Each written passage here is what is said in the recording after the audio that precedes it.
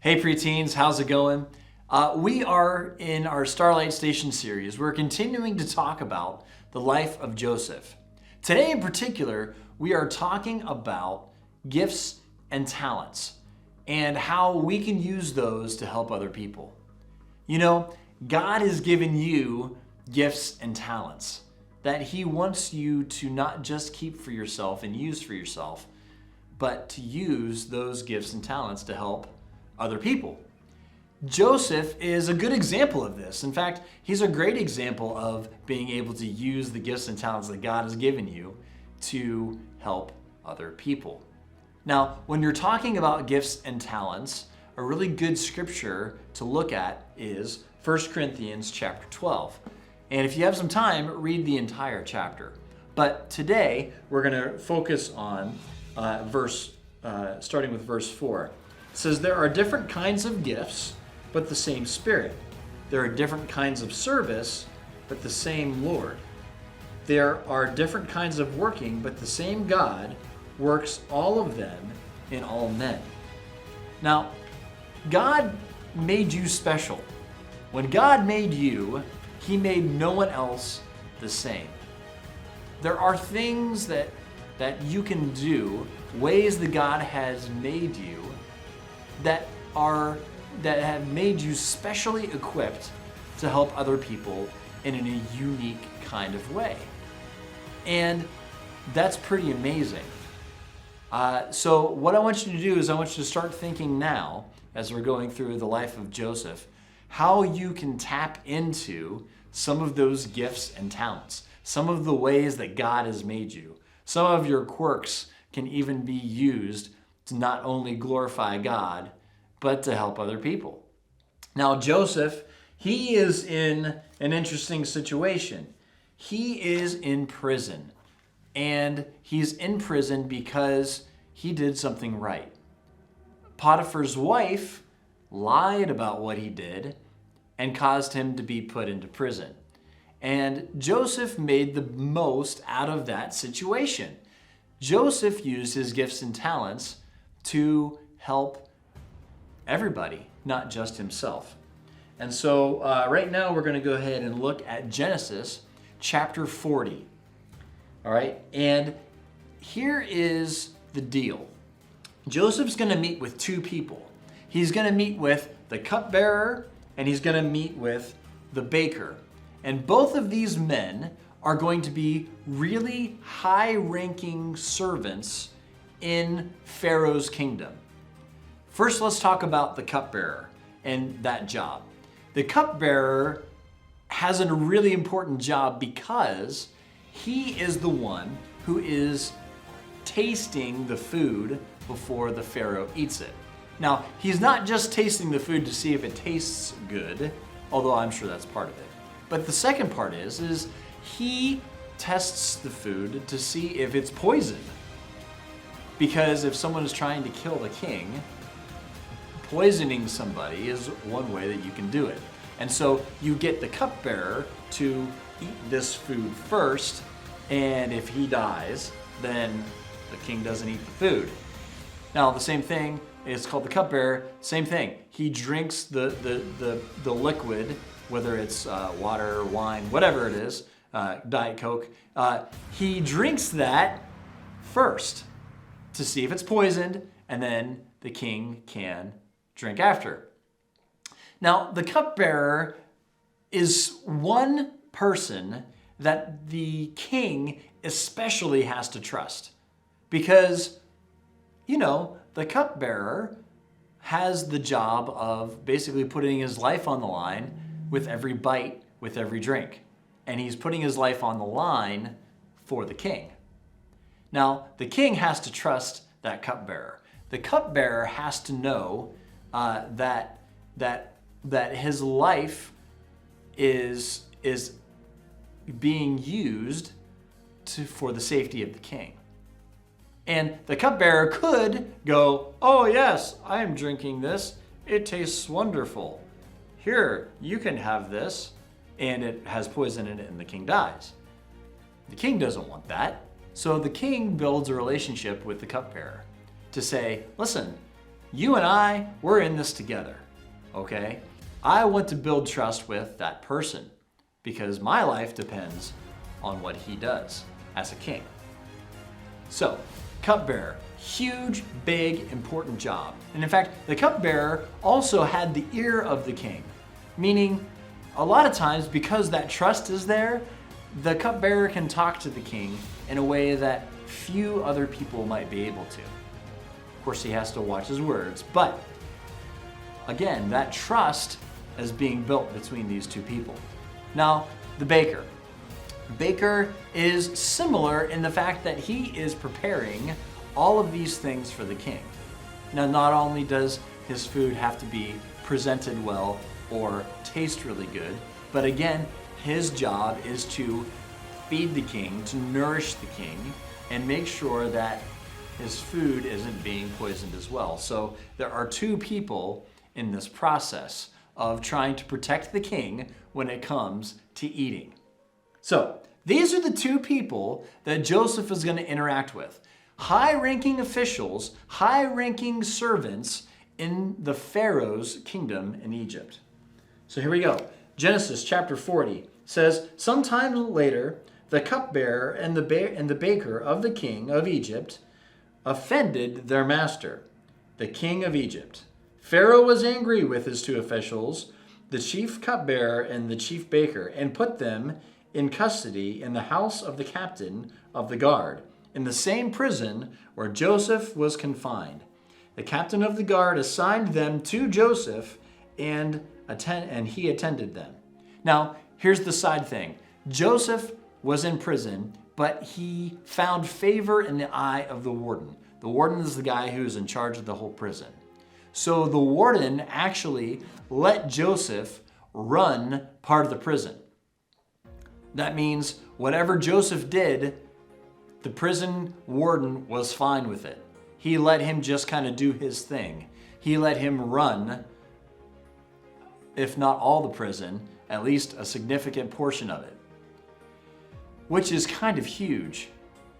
Joseph again uses his gifts and talents to help other people. And in fact, he uses them so well that other people noticed.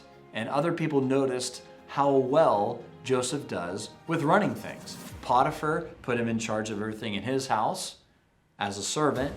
The warden does everything and puts Joseph in charge of things in the prison as Joseph is a prisoner, which is a huge deal.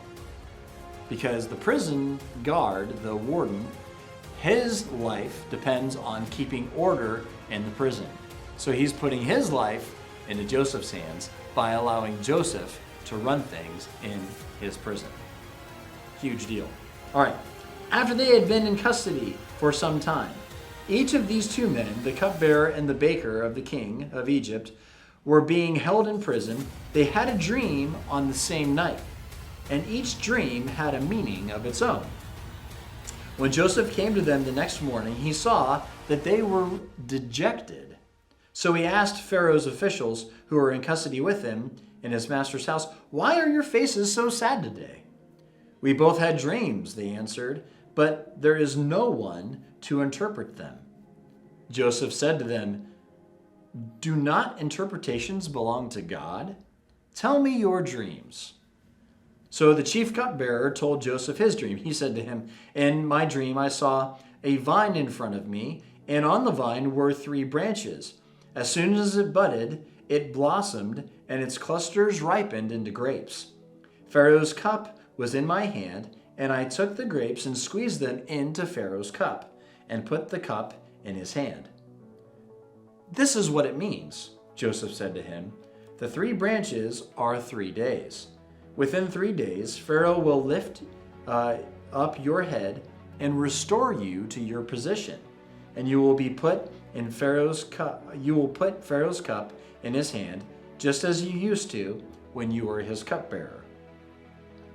But when all goes well with you, remember me and show me kindness. Mention me to Pharaoh and get me out of this prison. For I was forcibly carried off from the land of the Hebrews, and even here I have done nothing deserving of being put into a dungeon." When the cupbearer saw that Joseph had given a favorable interpretation, he said to Joseph, I too had a dream. On my head were 3 baskets of bread, and in the top basket were all kinds of baked goods for Pharaoh. But the birds were eating out of them and eating out of the basket on my head. This is what it means, Joseph said. The 3 baskets are 3 days. Within 3 days, Pharaoh will lift off your head and hang you on a tree, and the birds will eat away your flesh. Now the 3rd day was Pharaoh's birthday, and he gave a feast for all of his officials. He lifted up the heads of the chief cupbearer and the chief baker in the presence of his officials. He restored the chief cupbearer to his position, so that he once again put the cup into Pharaoh's hand. But he hanged the chief cupbearer, just as Joseph had said to them in the interpretation. The chief cupbearer, however, did not remember Joseph. He forgot it. So, in this part of the story, we see that Joseph uses his talent of interpreting dreams to help 2 men. Now, it's interesting because when these 2 people had these dreams, they were, as it says, dejected. They were sad. They were lost in their thoughts with, what does this mean? Both of them having similar dreams as far as with the number 3 and a couple different things, but not knowing if this is a good thing or is this a bad thing. And Joseph jumped in. He saw the opportunity. He saw the need that these guys had to have their dreams interpreted. He had a gift, they had a need, and Joseph met it. And so it's a reminder for you and for me that when things line up that way, we need to step in. We need to act. We need to use that gift and talent so that we can connect people with Christ ultimately. Use those opportunities that we have to use our gifts and talents to help people with their immediate need. Yes, definitely. But in the same way, we can use that gift and talent to eventually open the door to Christ. Because as a Christian, that should always be our goal. We should always be looking to tell the good news of Jesus Christ to other people. So using your gifts and talents, that's one way to open that door to somebody and show them God's love, that He cares for them, and that, we can have that opportunity to share with other people if sometimes we meet their needs. Joseph did that. Joseph met the needs that these guys had, and he interpreted their dreams. Very favorable for the cupbearer. In 3 days, he was able to get back to giving the Pharaoh his food and drinking the cup and giving it to him and being able to have that trust restored with the Pharaoh. But the baker wasn't able to have that. The baker's interpretation was less than favorable. In 3 days, whatever he did was really bad in the eyes of Pharaoh, and so he had him executed. He had him put to death. And so we can see a couple things here. One is that Joseph actually had the gift of interpreting dreams. This wasn't just a psychology type of thing where he just kind of said, that sounds interesting. It sounds like your dream could mean this or that. When Joseph interpreted a dream, it wasn't his power, it was God's. And we'll see that when he gets a chance to redeem himself later on. But he uses God's interpretation of the dream. So we know that it's true and it's going to happen. So the next time you have a dream, you may not have the gift of interpreting a dream. You might just think, oh, that was a weird dream. I wonder what it means. Maybe you need someone like Joseph to be able to interpret that dream. Okay, so here is Joseph. Joseph is still in prison. The cupbearer is relieved. He's able to resume his duties. And he said that he would remember Joseph, but must have slipped his mind. And I don't know why. It doesn't say why. Maybe he was just so relieved, so happy to be back, and he got put right back to work, and he just forgot. Just plumb forgot. So, we are continuing our story here because the Pharaoh had a dream. Now, the Pharaoh had a dream, and people couldn't interpret it. And it was at that time, at that moment, that the cupbearer remembered Joseph's kindness. And he, again, had the ear of the Pharaoh to say, Pharaoh, I have somebody who may be able to help you. And so the Pharaoh, wanting answers, gets Joseph out of prison. He tells Joseph his dreams. And Joseph was able to, with God's help, interpret Pharaoh's dreams to let him know that this is a warning that there are going to be 7 really good years of crop production, of plenty. We're going to have plenty of food, and it's going to be great. But after those 7 years, there's going to be famine in all the surrounding land, including ours. And it's going to be bad. But Joseph didn't stop there. Joseph didn't just interpret the dream. Joseph went a step further as not only a slave, but as a prisoner. Joseph made a bold move. He told Pharaoh, okay, I told you what the dreams mean. Here's the plan. Joseph already had a plan in place of what to do, and the Pharaoh was impressed.